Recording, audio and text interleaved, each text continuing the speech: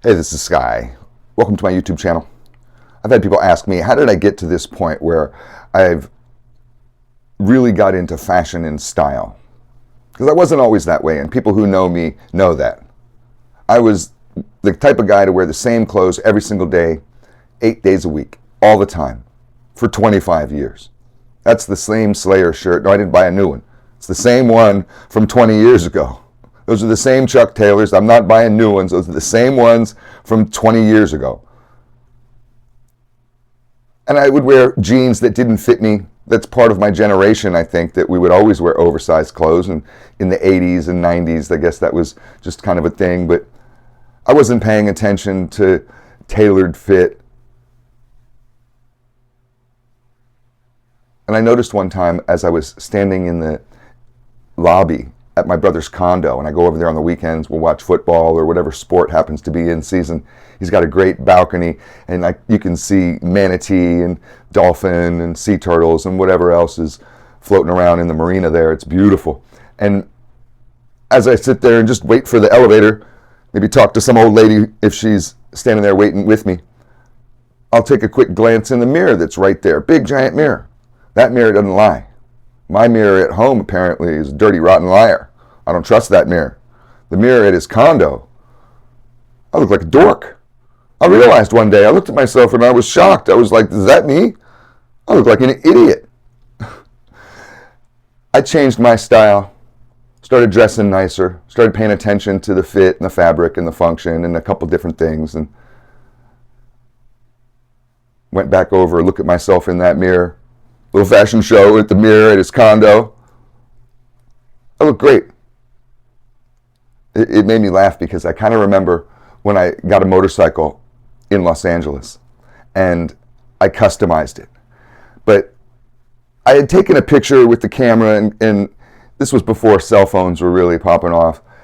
And when, with the Polaroid camera, and would look at those, I'd have people take a picture of me sitting on it.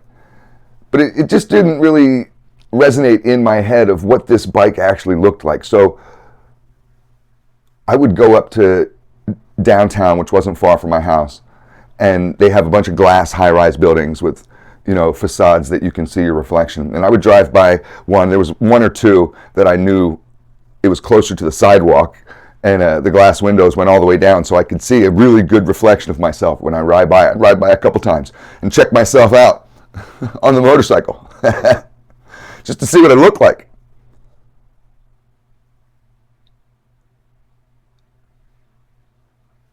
When you're in a process of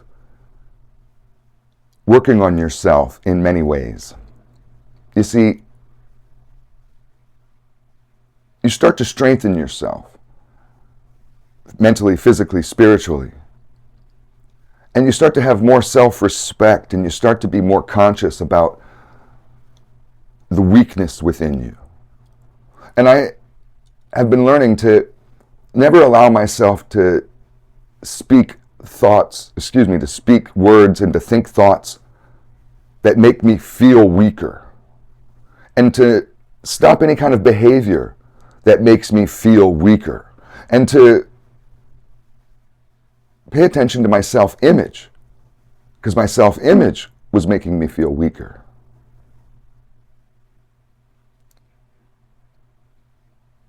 For men, when you're leveling up with your style, when you go on a little fashion journey, a style journey, it's not about impressing others. And I say this all the time just to prove a point, that we're not trying to get compliments.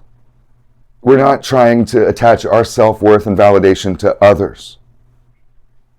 It's all about how you feel about yourself when you take a quick glance at that mirror in the hallway by the elevators.